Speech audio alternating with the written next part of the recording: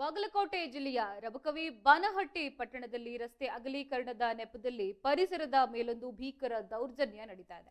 ಇನ್ನು ಬನಹಟ್ಟಿ ಪಟ್ಟಣದಿಂದ ರಬಕವಿಗೆ ಸಂಪರ್ಕಿಸುವ ಮುಖ್ಯ ರಸ್ತೆ ನಿರ್ಮಾಣಕ್ಕೆ ಮರಗಳು ಅಡ್ಡವಾಗಿದೆ ಎಂಬ ಕಾರಣವನ್ನ ನೀಡಿ ರಬಕವಿ ಬನಹಟ್ಟಿ ನಗರಸಭೆ ಕಚೇರಿಯ ಮುಂಭಾಗದಲ್ಲೇ ಇದ್ದ ನೂರಾರು ವರ್ಷಗಳ ಇತಿಹಾಸ ಹೊಂದಿದ್ದ ಬೃಹತ್ ಮರಗಳನ್ನ ಧರೆಗೊಳಿಸಲಾಗಿದೆ.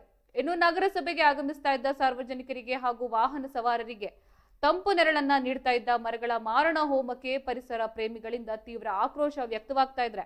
ಇನ್ನು ಮರ ಕಡಿಯಲು ಅರಣ್ಯ ಇಲಾಖೆಯಿಂದ ಅನುಮತಿ ಪಡೆದಿದ್ರು ಕೂಡ ಅದರ ಬದಲಾಗಿ ಬೇರೆ ಪ್ರದೇಶಗಳಲ್ಲಿ ಕಡ್ಡಾಯವಾಗಿ ಹೊಸ ಸಸಿಗಳನ್ನ ನೆಟ್ಟು ಬೆಳೆಸಬೇಕಾಗಿತ್ತು. ಆದ್ರೆ ನಗರಸಭೆ ಅಧಿಕಾರಿಗಳು ಬೇಜವಾಬ್ದಾರಿತನ ಮತ್ತು ನಿರ್ಲಕ್ಷ್ಯದಿಂದಾಗಿ ಬದಲಿ ಮರ ಬೆಳೆಸುವ ಯಾವುದೇ ಕಾರ್ಯವನ್ನ ನಡೆಸ್ತಾ ಇಲ್ಲ. ಇನ್ನು ಜೂನ್ 5ರ ವಿಶ್ವ ಪರಿಸರ ದಿನಾಚರಣೆಗೆ ಕೇವಲ ದಿನಗಳು ಬಾಕಿ ಇರುವಾಗಲೇ ಪ್ರಕೃತಿಗೆ ಧ್ವಂಸ ಮಾಡಿರುವ ನಗರಸಭೆ ನಡೆಗೆ ಸಾರ್ವಜನಿಕ ವಲಯದಲ್ಲಿ ತೀವ್ರ ಅಸಮಾಧಾನ ಸ್ಫೋಟಗೊಂಡಿದೆ.